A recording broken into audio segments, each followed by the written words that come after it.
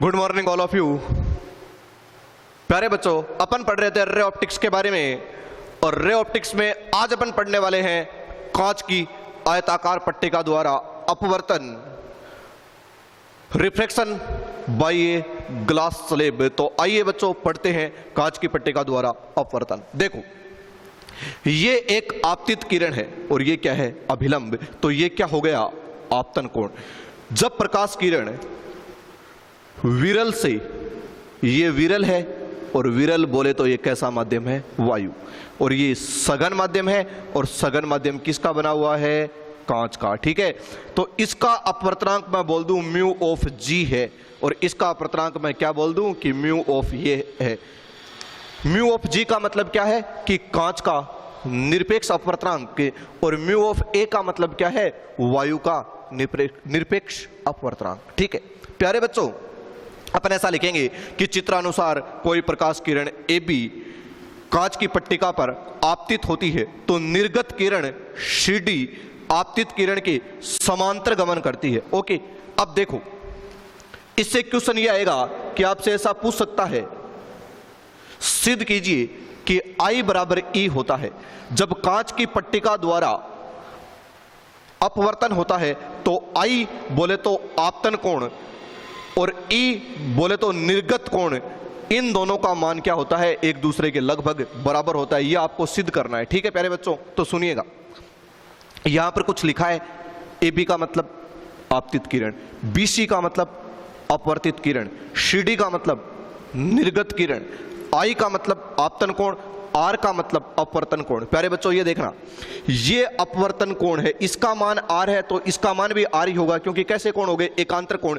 ये एक लाइन और इस लाइन को भी मैं आगे बढ़ा दूंगा तो ये दो क्या हो जाएंगी, समांतर रेखाएं, और इनको ये तिर्यक रेखा काट रही है तो ये दोनों कोण कैसे कोण हो जाएंगे, एकांतर कोण। समझ गए क्या इतनी बात? चलो आगे चलते हैं अपन। ठीक है, देखो स्नेल का नियम आपको कुछ इस प्रकार याद करना है कि mu of 2 1 equal to sine I upon sine R, पर कोण माध्यम 2 और कोण माध्यम 1। तो बार बार कहता हूं कि जिस माध्यम से प्रकाश किरण आती है वो मीडियम फर्स्ट, और जिस माध्यम में जाती है वो मीडियम सेकंड। जिस माध्यम में जाएगी वो क्या होगा, मीडियम सेकंड, और जिस माध्यम से आएगी वो क्या होगा, मीडियम फर्स्ट। जैसे यहां पर प्रकाश किरण का कितनी बार अपवर्तन हो रहा है, 2 बार अपवर्तन, एक बार तो PQ पृष्ठ द्वारा और दूसरा अपवर्तन RS पृष्ठ द्वारा। ओके, तो देखो यहां से मैं इसका आंसर दे रहा हूं। अपन को सिद्ध क्या करना है प्यारे बच्चों कि I का मान E के बराबर है, अर्थात आपतन कोण का मान निर्गत कोण के बराबर है। ठीक है, तो सुनो, मैं यहां पर लगा दूं PQ पृष्ठ के लिए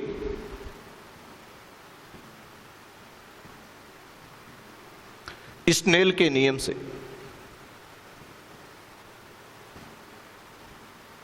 तो PQ पृष्ठ के लिए लगाते हैं सर स्नेल नियम। तो PQ पृष्ठ के लिए ग्लास तो है मीडियम सेकंड और वायु है मीडियम फर्स्ट, तो ऐसा लिखा जाएगा म्यू ऑफ G मतलब refractive index of glass with the respect of air. Sir बार बार बता चुका हूं मैं ये बात कि PQ पृष्ठ के लिए ग्लास क्या है, मीडियम सेकंड है ना सर। इस माध्यम से प्रकाश किरण आ रही है और इसमें जा रही है, इसका मतलब ग्लास तो इसके लिए कौन सा मीडियम हो गया, सेकेंडरी मीडियम। चलो यहां पर क्या लिखूंगा, sine I upon sine R, this is equation number first. ठीक है, अब देखो दूसरा अपवर्तन कहां पर हुआ, RS पृष्ठ पर, तो मैं ऐसा लिख दूं RS पृष्ठ के लिए। ठीक है, अब थोड़ा ध्यान रखना बेटा जी, सुनो, इस पूरी कांच की पट्टिका के लिए ये तो है आपतित किरण, ये है अपवर्तित किरण, और ये क्या है, निर्गत किरण। परंतु RS के लिए ये जो किरण है ये कैसी किरण है, आपतित किरण। अगर देखो मैं इसको यहां से छुपा लेता हूं तो अब देखिए प्यारे बच्चों, ये जो किरण है इसके लिए कैसी किरण है, आपतित किरण, और ये किरण इसके लिए कैसी किरण है, अपवर्तित किरण। कौन से पृष्ठ के लिए, RS के लिए। तो RS के लिए मैं फिर से लिखना चाहूं स्नेल के नियम से,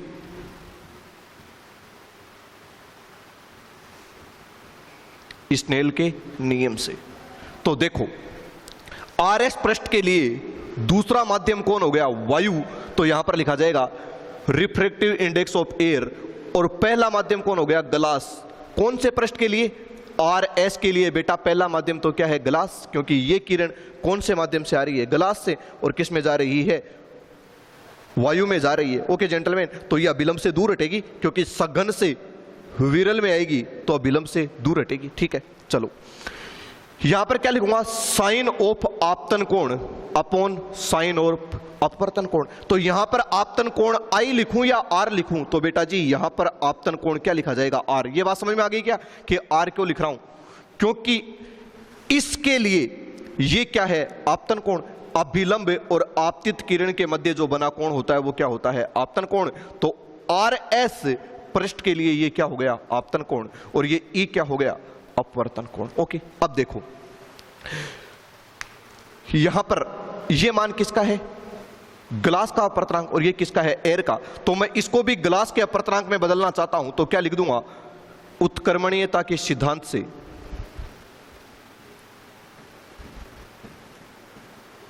उत्क्रमणीयता के सिद्धांत से इसको नाम दे देता हूं इक्वेशन नंबर 2। उत्क्रमणीयता के सिद्धांत से। तो क्या है उत्क्रमणीयता का सिद्धांत? तो इसको बदलना है, तो देखो G म्यू A। और उत्क्रमणीयता का सिद्धांत 1 लगा दो और अपोन में इसका उल्टा लिख दो। इसका उल्टा बोले तो म्यू G A। समझ गए क्या? उत्क्रमणीयता का सिद्धांत यही है कि आपको इसकी जगह पर लगाना है, ये लिख दिया, और इसका जस्ट उल्टा यहां पर लिखना है 1 के अपोन में। ओके, अतः नई इक्वेशन क्या बन जाएगी? 1 upon A mu G equal to sine R upon sine E। Okay, अब देखना, इसको मैं पूरी समीकरण को उल्टा कर दूं तो इसको ऊपर लेकर जाऊंगा तो ऐसा बन जाएगा म्यू G ऑफ A। ठीक है, और इसको डिवाइड किससे करना है? 1 से। 1 से डिवाइड करेंगे तो इसके कोई फर्क नहीं पड़ेगा। इधर वाले को उल्टा किया तो इधर वाले को भी उल्टा करना पड़ेगा, तो क्या हो जाएगा? Sine E upon sine R। इसको नाम दे दूं समीकरण नंबर 3। अब देखो समीकरण 1 व 3 से, समीकरण 1 और समीकरण 3 दोनों समान राशि के मान है। ये भी किसका मान है? म्यू G A का। और ये भी किसका मान है? म्यू G A का। तो क्या लिख दूंगा कि sine I upon sine R equal to sine E upon sine R। अब देखो साइन R से साइन R क्या हो जाएगा? कैंसिल। और ऐसा लिख सकता हूं फिर भी मैं कि sine I equal to sine E, या I बराबर E इति सिद्धम, बोले तो हेंस प्रूव्ड। ओके जेंटलमैन, समझ गए? तो ये आपने सिद्ध कर दिया क्या कि I का मान E के बराबर होगा।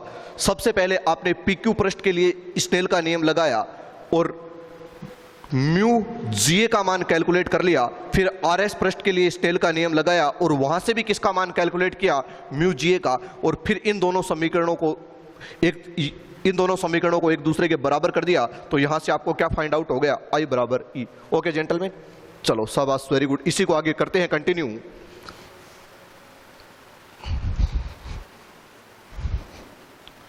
वैसे RBSC बोर्ड में तो ये नहीं है, राजस्थान बोर्ड में तो नहीं है ये क्वेश्चन जो अभी पढ़ा रहा हूं, परंतु जो अन्य बोर्ड्स हैं NCERT वगैरह में दी गई बातें हैं, तो देख लो एक बार नॉलेज के लिए। अपन को पढ़ना है पार्श्विक विस्थापन, तो इसको यहां से एक बार इरेज कर दूं।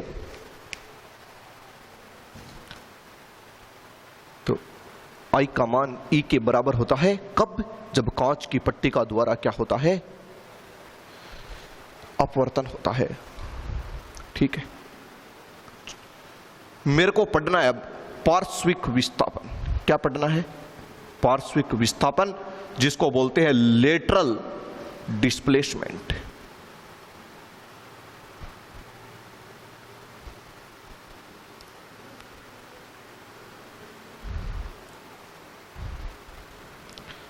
देखो क्या होता है पार्श्विक विस्थापन, यहां से अपन समझने की कोशिश करते हैं।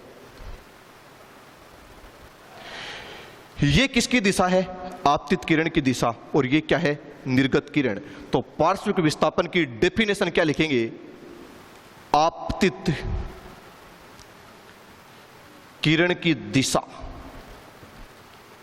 व निर्गत किरण के मध्य की लंबवत दूरी को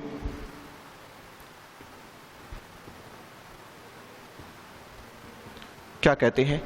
लंबवत दूरी को पार्श्विक विस्थापन कहते हैं।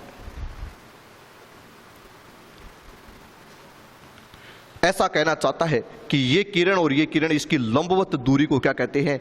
पार्श्विक विस्थापन कहते हैं। तो मैं इसको लिख दूं L से। L का मतलब क्या है? Lateral displacement. तो मैं इसको लिख दूं L से। ओके जेंटलमैन, ठीक है। मेरे को इसका मान कैलकुलेट करना है। देखो प्यारे बच्चों, इस पॉइंट को मैं नाम दे देता हूं E, ठीक है। मेरे को इस कैसे भी इक्वेशन बनाकर किसका मान फाइंड आउट करना है? L का। तो मैं एक काम करता हूं, ये वाला एंगल कितना होगा बेटा जी? 90 डिग्री का, क्योंकि आपने कहा भी कि लंबवत दूरी को, तो ये वाला एंगल कितना? 90 डिग्री। ओके, अब देखो अपन ट्राइंगल लेते हैं त्रिभुज BCE। BCE में, त्रिभुज BCE में, BCE में इस वाले एंगल का मान चाहिए मेरे को। सर कितना होगा ये वाला एंगल? तो बेटा जी ये टोटल एंगल कितना है? I। तो ये पूरा भी कितना होगा? I, परंतु इसमें से R को लेस कर देंगे तो इस एंगल का मान हो जाएगा I माइनस R। समझ गए क्या? ये जो एंगल है बेटा जी, इसका मान कितना हो जाएगा? I minus R। समझना, ये एंगल I, तो ये पूरा एंगल देखो, ये इन दोनों लाइनों के मध्य और इन दोनों लाइनों के मध्य, तो ये पूरा एंगल कितना होगा बेटा जी? I, ठीक है। ये R पहले से है, तो ये एंगल कितना हो जाएगा? I माइनस R, ठीक है। अब देखो ये BC क्या है? इसका, इस त्रिभुज का ये हो गया कर्ण। देखो ये त्रिभुज है BCE, तो ये तो क्या हो गया? कर्ण। ये क्या हो गया? लंब। और ये क्या हो गया? आधार, ठीक है। तो मेरे को एक काम करना है सर, मेरे को लंब का मान तो फाइंड आउट करना है, ठीक है। और इस कर्ण का मान मैं दूसरे त्रिभुज द्वारा निकाल सकता हूं, इसलिए मैं यहां से मान कैलकुलेट करूंगा साइन थीटा का। क्या लिखूंगा? Sine I minus R। Sine theta बराबर क्या होता है? लंब बटा कर्ण। तो थीटा के सामने की भुजा लंब, तो क्या लिख दूंगा? L। और कर्ण क्या है यहां पर? BC, ठीक है। तो L का फॉर्मूला क्या बन जाएगा? L इक्वल टू हो जाएगा BC into sine I minus R। This is equation number first. अब अपन को किसका मान चाहिए? BC का। इस लाइन को आगे बढ़ा लेता हूं और यहां पर लिख देता हूं F। क्या लिख देता हूं? और ये एंगल 90 डिग्री का हो गया, ठीक है, सही है। अब देखो प्यारे बच्चों, ये 90 डिग्री का, तो थीटा के सामने की भुजा जो होती है वो क्या होती है? लंब होती है। तो ये तो क्या हो गया? लंब। और लंब के साथ जो 90 डिग्री का कोण बनाता है वो क्या हो गया? आधार। मतलब ये T क्या हो गया? आधार। अब देखो, पर मेरे को मान किसका चाहिए? BC का। तो त्रिभुज BFC में क्या लिया मैंने? दूसरा त्रिभुज BFC में, जो भी एक क्या है? समकोण त्रिभुज है। बोले तो देखो समकोण त्रिभुज है ये, कौन? BFC। थीटा के सामने की भुजा लंब होती है, ये क्या है? आधार। तो ये क्या हो गया? कर्ण। मेरे को कर्ण का मान तो फाइंड आउट करना है और मेरे पास आधार का मान है, मतलब क्या लगा दूंगा? कोस थीटा, क्योंकि कोस थीटा में आते हैं ना आधार अपॉन कर्ण। तो कोस R बराबर आधार कौन है? ये तो कौन? T, जहां पर T का मतलब क्या है? आयताकार पट्टिका की मोटाई, ठीक है। T अपॉन क्या जाएगा? BC, आधार अपॉन कर्ण। और यहां से BC का मान चाहिए, तो BC इक्वल टू क्या लिख दूंगा? T अपॉन कोस R। समझ में आ गई क्या बात बेटा जी? ये इधर चला जाएगा तो ये इधर आ जाएगा। Equation number 2। अब देखो समीकरण 1 व 2 से, समीकरण 1 व 2 से BC की वैल्यू जो है वो समीकरण 1 में रख देते हैं, तो ऐसा बन जाएगा L इक्वल टू BC की जगह पर BC का वैल्यू रख दो T upon cos R into sine I minus R, ठीक है। जहां पर प्रत्येक का मतलब आपको याद होना चाहिए। L का मतलब क्या है? पार्श्विक विस्थापन। T का मतलब क्या है? आयताकार पट्टिका की मोटाई। I का मतलब क्या है? आपतन कोण। और R का मतलब क्या है? अपवर्तन कोण। इसी डेरिवेशन को आगे बढ़ाते इसकी एक विशेष स्थिति के बारे में चर्चा करते हैं। तो इस L के फॉर्मूले को यहां पर लिख देता हूं कि L का फॉर्मूला होता है T upon cos R into sine I minus R। यहां पर अपन इसकी निकालते हैं एक विशेष अवस्था।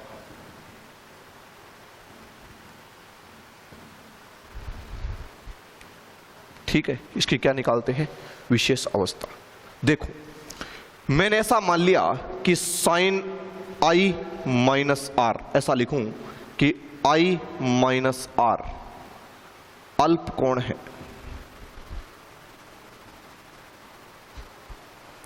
I माइनस R क्या है? अल्प कोण है। तो क्या होगा? साइन I माइनस R का मान लगभग किसके बराबर हो जाएगा? I माइनस R के। ठीक है, तो अपन ऐसा लिख देंगे कि L इक्वल टू क्या बन जाएगा? T upon cos R into I minus R। I अल्प है तो R भी अल्प होगा। आपको पता है कि आपतन कोण का मान चेंज करने पर अपवर्तन कोण का मान भी चेंज होता है। जैसे जैसे आपतन कोण का मान बढ़ता है वैसे वैसे अपवर्तन कोण का मान भी बढ़ता है। इसके बारे में पढ़ेंगे अपन आगे। TIR जब अपन पढ़ेंगे, टोटल इंटरनल रिफ्रैक्शन, बोले तो पूर्ण आंतरिक परावर्तन, वहां पर आप देखेंगे कि I का मान बढ़ने पर R का मान बढ़ेगा। अगर I कम है तो R भी कम होगा। तो I अल्प है तो R भी अल्प होगा, जिसके कारण कोस R का मान किसके बराबर हो जाएगा? 1 के बराबर।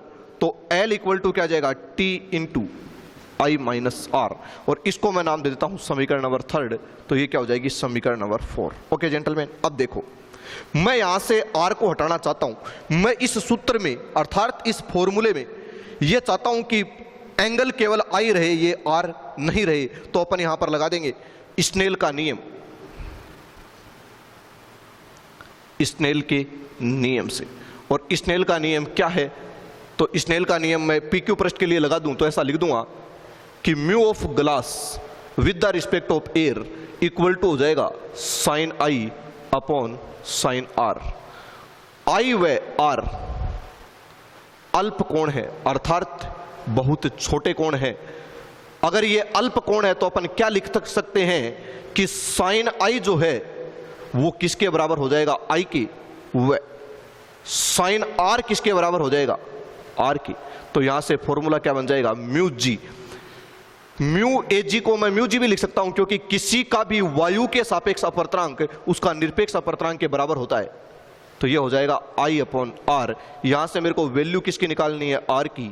तो R इक्वल टू हो जाएगा I अपॉन म्यू जी। ठीक है, अतः समीकरण 4 से क्या लिख देंगे? L equal to T into I minus I upon mu G. और यहां से अगर आप I को कॉमन ले लोगे तो क्या हो जाएगा? L equal to TI। तो यहां पर क्या हो जाएगा? 1 minus 1 upon mu g. Okay gentleman, ये किसका सूत्र आ गया? पार्श्विक विस्थापन का, विशेष अवस्था में। ओके, अब देखो, L का मतलब पार्श्विक विस्थापन, T का मतलब पट्टिका की मोटाई, I का मतलब आपतन कोण, और म्यू जी का मतलब ग्लास का अपवर्तनांक। ये जो T है ये L के डायरेक्टली प्रोपोर्शनल है, अर्थात समानुपाती है। इसका मतलब पट्टिका की मोटाई बढ़ेगी तो पार्श्विक विस्थापन भी बढ़ेगा। कंपटीशन वाले बच्चे ध्यान रखें इस चीज का कि पट्टिका की मोटाई बढ़ा देने पर पार्श्विक विस्थापन का मान भी बढ़ जाएगा, और यदि आप आपतन कोण को बढ़ा दोगे तो भी पार्श्विक विस्थापन बढ़ जाएगा, क्योंकि ये जो L है ये T और I के डायरेक्टली प्रोपोर्शनल है, अर्थात इनके क्या है? समानुपाती है। ओके जेंटलमैन, चर्चाएं जारी रहेंगी ब्रेक के बाद। तब तक के लिए धन्यवाद।